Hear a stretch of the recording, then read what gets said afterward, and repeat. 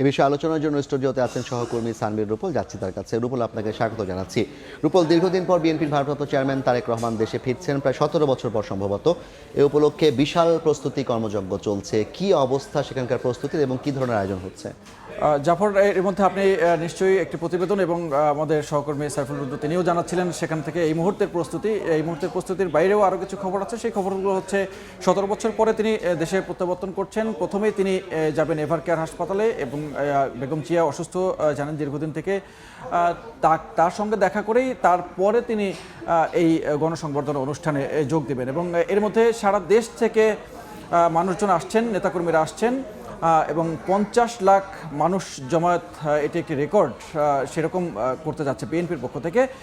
এর মধ্যে বাস, ট্রেন, বিশেষভাবে যে সড়ক পথগুলো আছে সেই সড়ক পথগুলোতে নেতাকর্মীদের ভিড় দেখা গেছে এবং আগামীকালকে সেই ভিড়টি আরও অনেক বেশি বাড়বে বলে আমরা বিভিন্ন জায়গা থেকে খবর পাচ্ছি। এবং সেদিন জনসমাগম কিংবা চলাচলের জন্য জনগণের কোনো ব্যবস্থার কথা কিংবা কোনো চিন্তাভাবনা বিএনপি করেছে কিনা?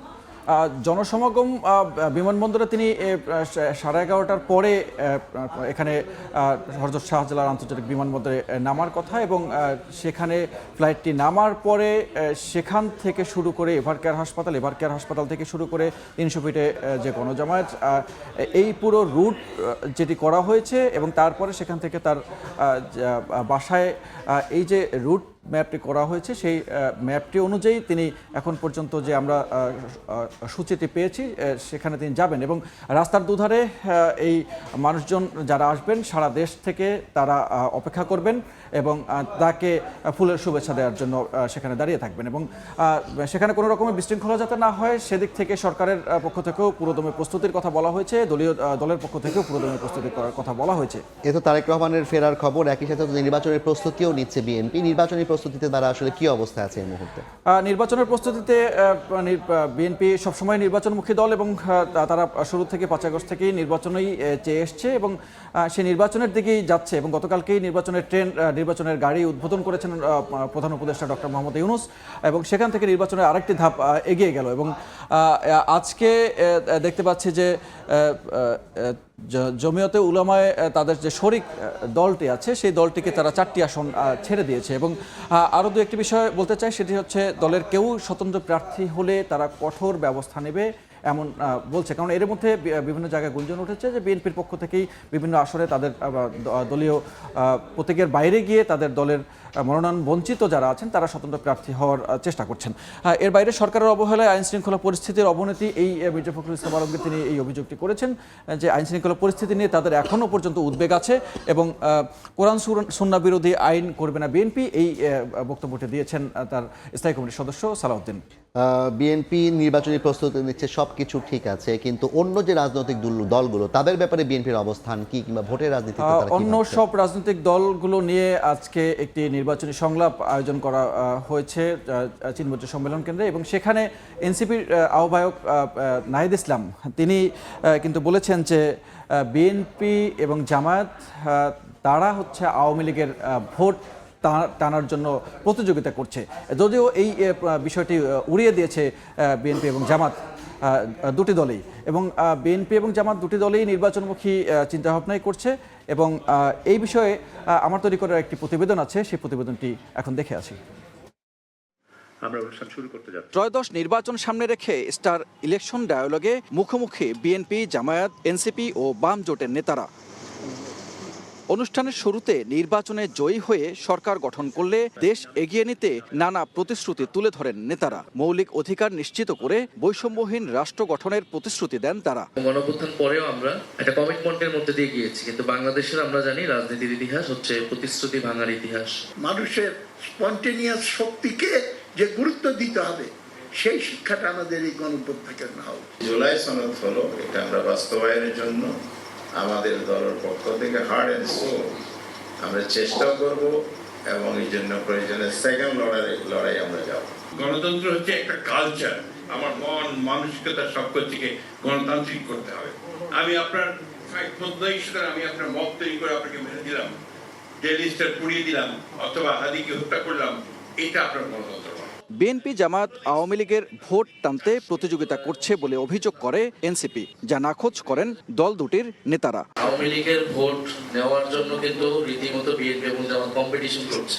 এখন এই যে ভোটটা নিবে তার তো কিছু সিম্পটম দেখাতে হবে, তখন তাকে বলা হচ্ছে মামলা উইথড্র করে দিব। এত রক্ত এত জীবন দেওয়ার পর আবার ফেসিসদের সাথে কাজ করা, এটা কোন ধরনের মানসিকতা? প্রশ্নই ওঠে না। ফ্যাসিস্টদের কে বিরুদ্ধে লড়াই করেছি সবচেয়ে আমরা বেশি, কিন্তু সেই ক্ষেত্রে আমরা কোনো ফ্যাসিস্টকে নিয়ে কাজ করব অতটা ব্যাংক্রাপসি এখন আমাদের আসেনি। গণমাধ্যম সংস্কার কমিশনের সুপারিশ যাচাই বাছাই করে বাস্তবায়নের প্রতিশ্রুতি দেয় দলগুলো। সানবীর রূপল, সময় সংবাদ, ঢাকা। আমরা প্রতিবেদনটি দেখলাম জাফর। হ্যাঁ, যেটি দেখলাম ডেইলি স্টার কিন্তু আগুনে পুড়ে গেছে বেশ খানিকটা, এবং তারপর তারা একটি নির্বাচনী সংলাপের আয়োজন করেছে, যে সংলাপে আসলে মোটামুটি সবগুলো রাজনৈতিক দলকেই দেখা যাচ্ছে। সংলাপে একটু বিস্তারিত জানাবেন, সংলাপ কে সঞ্চালনা করেছেন কিংবা কিভাবে আলাপগুলো এসেছে? জাফর, সংলাপের মূল যে জিনিসটি ছিল সেটি ছিল নির্বাচন কেন্দ্র করে নির্বাচনে জয়ী হলে আসলে কোন দল কি প্রতিশ্রুতি দেবে জনগণের উদ্দেশ্যে, সেই প্রতিশ্রুতির বিষয়ে বিএনপি তারা তাদের প্রতিশ্রুতি দিয়েছে যে তারা একটি জনবান্ধব সরকার গঠন করতে চায় এবং জনগণের দৌড় করে তাদের সেবাগুলো পৌঁছে দিতে চায়। অন্যদিকে জামায়াত তারাও বলেছে যে শিক্ষা, স্বাস্থ্য, যে মৌলিক অধিকারগুলো আছে জনগণের, সেই জনগণের অধিকারগুলো নিয়ে তারা ইনসাফের রাষ্ট্র গঠন করতে চায়।